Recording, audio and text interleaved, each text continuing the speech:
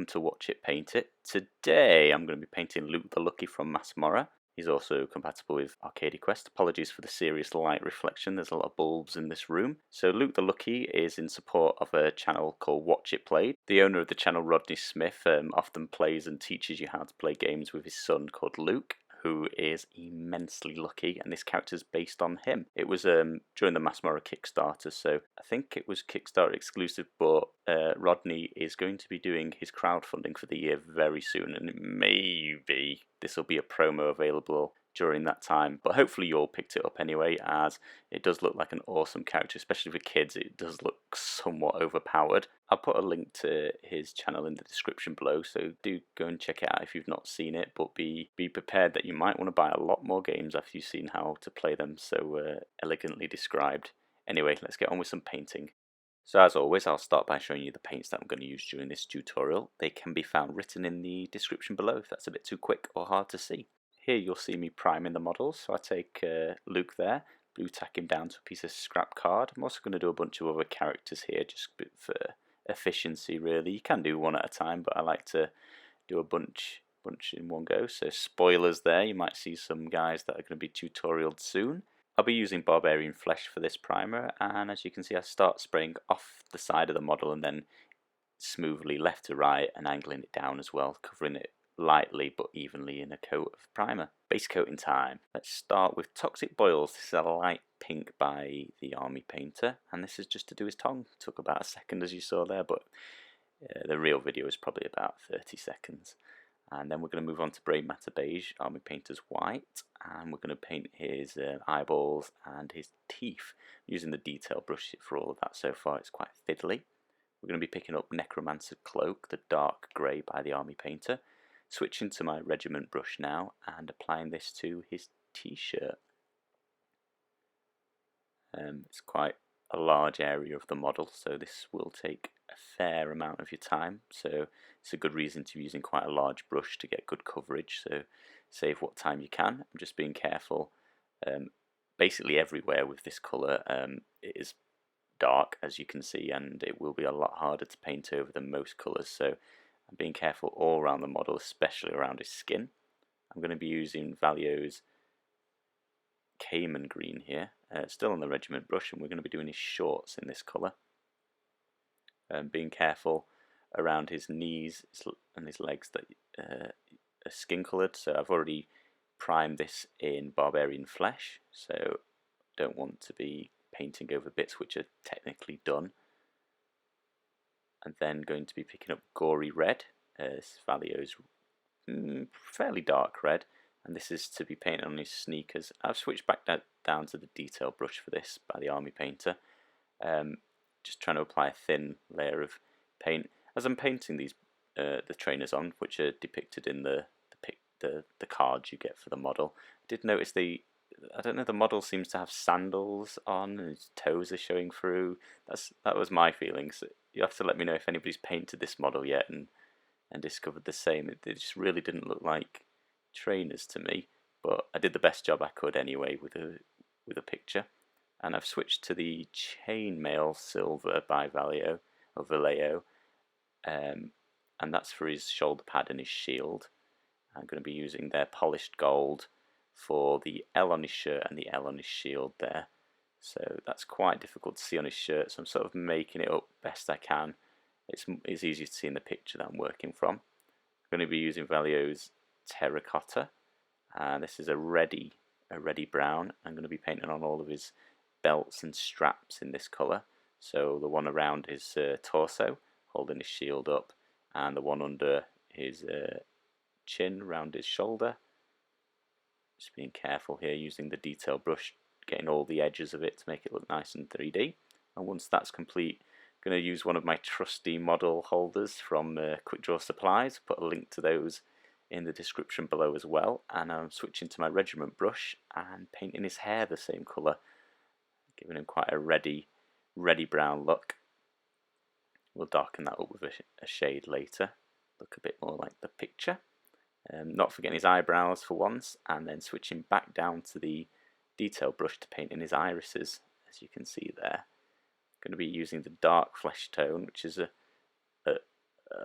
a more traditional brown, and I'm going to be painting his little wooden sword there, and underneath as well the handle, and all the way to the top. It's weird that he's wearing metal armor but only has a wooden sword.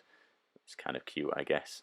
So using my Survivor shader, the black wash that I have, and as normal I'll be painting his eyes in so I get the nice cartoony outline as well as his teeth, and then I'm going to do his Necromancer grey shirt as well, and all the armour to make it look tarnished, as I nearly always do, let's say.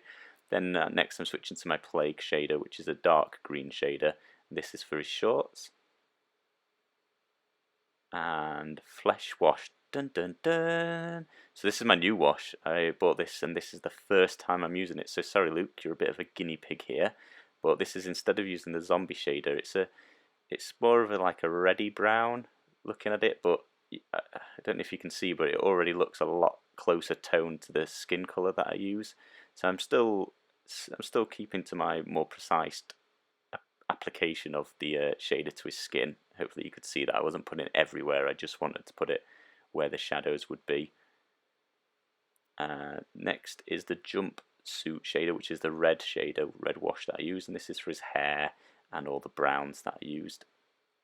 So on to highlighting, we're going to start with Parasite Brown, a lighter reddy brown, and that's just to do the bottom of his eyes to give some indication of light hitting, making his eyes look realistic. Painting in 2 pupils as well, using the dead black, and then we're going to use a little bit of Brainmatter beige there, the white, just to paint in the reflections in his irises, so being super careful there. So I'm going to take out the Survivor skin, which is a match to the Barbarian flesh primer that I used, and I'm just going to touch up all bits of his face where the wash sort of went a bit further than I wanted it to.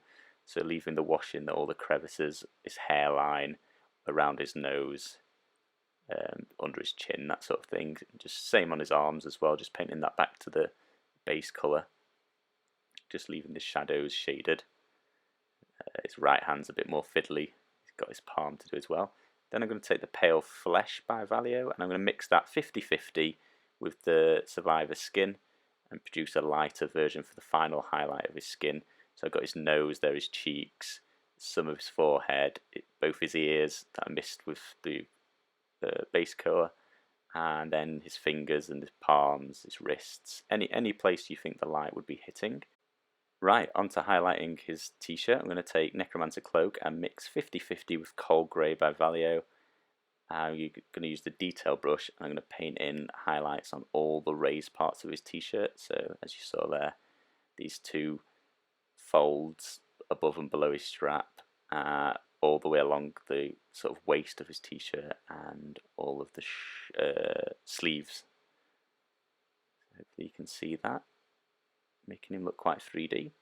I'm going to take the Cayman green to touch up any parts of his shorts that I didn't want should be shaded. So as you can see, all of his thigh on his right leg, that would be caught by all of the light, as well as some of the larger areas, his bottom, and painting all the creases as well.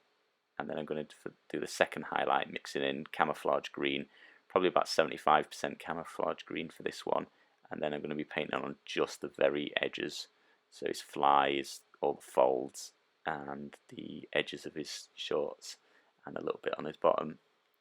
And then I run out of batteries, sorry about that. It happens, and it's quite hard to notice when your head's down painting. That was just touching up the gold, and we're going to be using Parasite Brown as the highlight for all of the brown we used before, the terracotta, the reddy brown. So we're going to catch the edges of all of the straps at the top, so it looks like the light shining down on it. And then I'm going to do the other side, turning it upside down for easy access. I'm going to do both of his eyebrows, and then I'm going to paint on highlights on each part of his hair that's raised. And with this model, they are really clearly cut. So you can see here, I'm barely moving the model. I can see each part that should be highlighted very, very easily. This is probably the easiest / most fun hair of all the Arcadia Quest models I've painted so far. I think it's very little effort and it looks pretty good by the end. A bit fiddly on the top there, but done under his shield. And then we're going to use Beast Deep Brown to highlight the wood on his sword. So all the way around the edges, the like 2 wooden bolts, the handle, and then just a nice line down the center as well, where it's 3D. I'm going to use Claymore Blade by the Army Painter to highlight his silvers, so all of his belt buckles, his shield, all the rivets on his shield, all the edges of his shoulder pad, as well as the rivets on his shoulder pad, using the detail brush for here.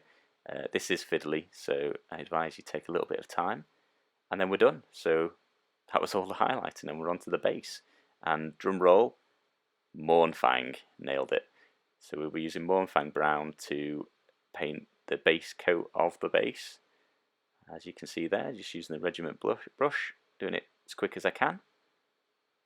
Ta-da! And then we'll apply some Agrelin Earth, as I've done this with all of my Arcadia Quest models. And we'll be very, very, very careful around his feet.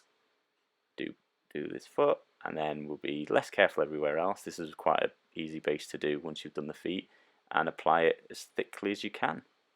And we're done. That's Luke the Lucky finished. I'm pretty happy with this model, and he was very quick. I had an hour and 20 of video footage by the end of this, so he probably took an hour and a half, 2 hours maximum. I think it's a good result. Hopefully you're all happy with it. Let me know what you think in the comments below, and come and find me on social media and show me if you've painted this model. As always, thanks for watching.